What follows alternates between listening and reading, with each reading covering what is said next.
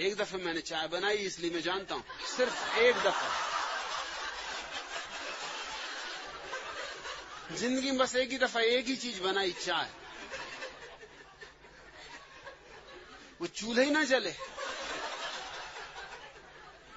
आंखों से इतना पानी गिरा कि मैंने कहा इतने में तो भक्ति हो जाती।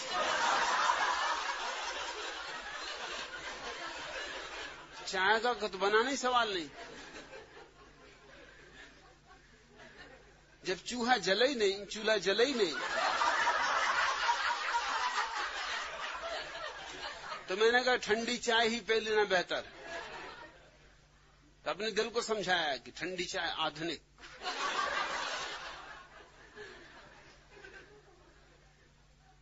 सो दूध में पानी मिला के और पी के बैठ रहे रास्ते में कि अब कोई आए तो चाय बने। वो तो जाओगे गुफा में तब पता चलेगा कि गुफा की तकलीफें क्या, तब घर की बहुत याद आएगी। जहां रहोगे वहीं की मुसीबतें, और इसलिए आदमी एक सपने से दूसरा सपना बदलता रहता है। बहुत बदल चुके, ये फागुन भी मत खो देना।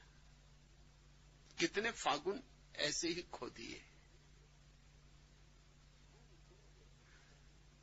घूमी घूमी के फिरत दसों दिसी, कारण नहीं छुटोरी। नेक प्रीत हीरे नहीं आयो, एक बात समझ में नहीं आई कि सत्य से प्रेम कर ले, सपनों से नाता तोड़ दे। नई सत्संग मिलोरी।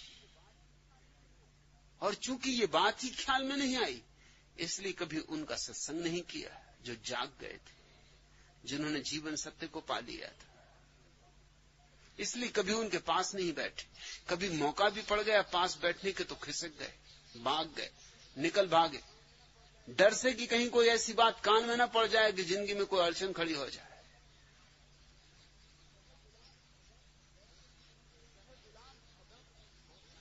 कहे गुलाल अधम भो प्राणी, अवरे अवरी गहोरी।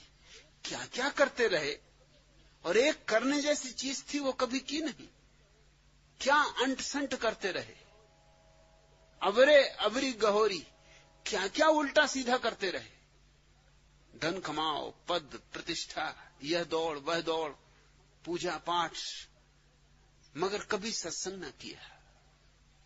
न करने का कारण सत्य चाहिए ये भाव ही न जगा, स्वप्न व्यर्थ हैं ये बोध ही न आया। सत्संग तो तभी हो सकता है जब सत्य की गहन अभीप्सा पैदा हो, प्यास पैदा हो, सिर्फ जिज्ञासा नहीं, मुमुक्षा ऐसी लग जाए बात कि सत्य को जाने बिना जीना मुश्किल हो जाए, एक पल जीना मुश्किल हो जाए। तो फिर कठिनाई ना होगी। इस पृथ्वी पर ऐसा कभी नहीं होता कि जागृत पुरुष मौजूद ना हो, हमेशा मौजूद है।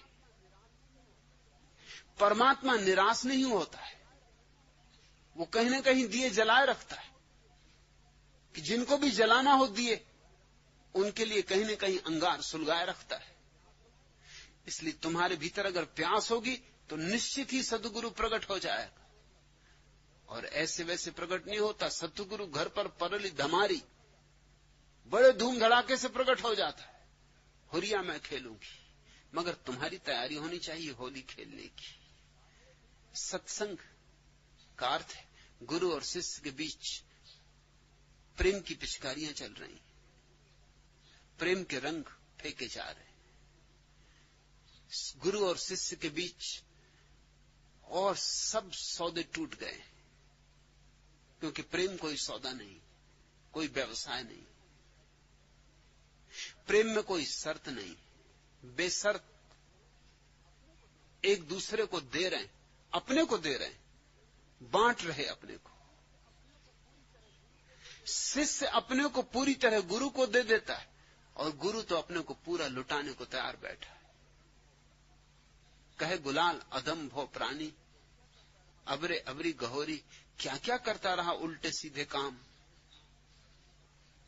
लेकिन एक काम जो करने योग्य था उससे ही चूकता रहा, इसलिए फागुन चूका, इसलिए होली तेरे जीवन में कभी ना आई, इसलिए तू पत्थर ही बना रहा।